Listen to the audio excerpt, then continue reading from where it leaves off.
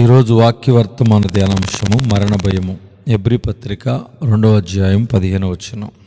జీవిత కాలమంతయు మరణ భయము చేత దాస్యమునకు లోబడినందున విడిపించుటకును ఆయన కూడా రక్తమాంసములో పాలువాడాయను. ఆత్మస్వరూపియగు దేవునికి రక్తమాంసము లేవు గాని ఆయన బిడ్డలమైన మనము రక్తమాంసములు కలిగి ఉన్నాము. మరణము యొక్క బలము గల వానిని మరణము ద్వారా జయించుటకు దేవుడు రక్తమాంసములు గలవాడై అవతరించెను. రానయ్యున్న దినములలో రక్తము యొక్క ఆధిక్యతను గూర్చి ఎక్కువగా ధ్యానిస్తాం. యేసుక్రీస్తు మృత్యుంజయుడు.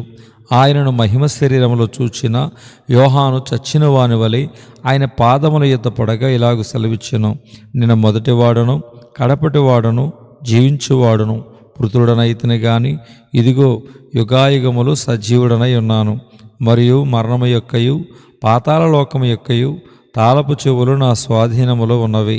ప్రకటన గ్రంథము 1వ అధ్యాయము 18వ వచనం. జీవిత కాలమంతయు మరణ భయము, ఈ భయము అందరి మీద దాడి చేయుచున్నదని తెలుపుచున్నది. చాలామంది తినుము త్రాగుము సుఖింతుము అని చెప్పుకొనుచున్నారు. ఈ దినము మనది, రేపటి దినము మనది కాదు గనుక చేయదలచిన వాటిని నేడే చేయము. కానీ కొందరు జ్ఞానయుక్తముగా పలికి, మీరు దైవములనియు మీరందరూ సర్వోన్నతుని కుమారులనియు నేనే సెలవిచ్చి ఉన్నాను. అయినను ఇతర మనుష్యులు చనిపోవునట్లు మీరును చనిపోదురు, అధికారులలో ఒకడు కూలినట్లు మీరును కూలుదురు. కీర్తన 82వ అధ్యాయము 7వ వచనం. ఇతర మనుష్యులు చనిపోవునట్లు అను ప్రస్తావన గొప్ప కనువిప్పుగా ఉండవలెను. ఒక జ్ఞాపకార్థ కూడికలో మాటలాడిన దైవజనుడు మరణము గురించి ఇలాగ ప్రస్తావించిరి: మరణము నియమించబడి ఉన్నది. 2 మరణము కోరదగినది.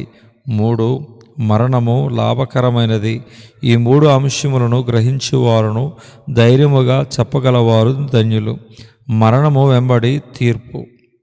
తాను జరిగించిన క్రియల చొప్పున అవి మంచివైనను సరే చెడ్డవైనను సరే దేహముతో జరిగించిన వాటి ఫలమును ప్రతివాడును పొందినట్లు మనమందరమును క్రీస్తు న్యాయపీఠం ఎదుట ప్రత్యక్షము కావలేను.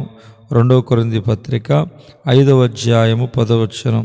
2 తిమోతి 4:6లో నేనిప్పుడే పానార్పణముగా పోయబడుచున్నాను, నేనే వెడలిపోవు కాలము సమీపమైనది.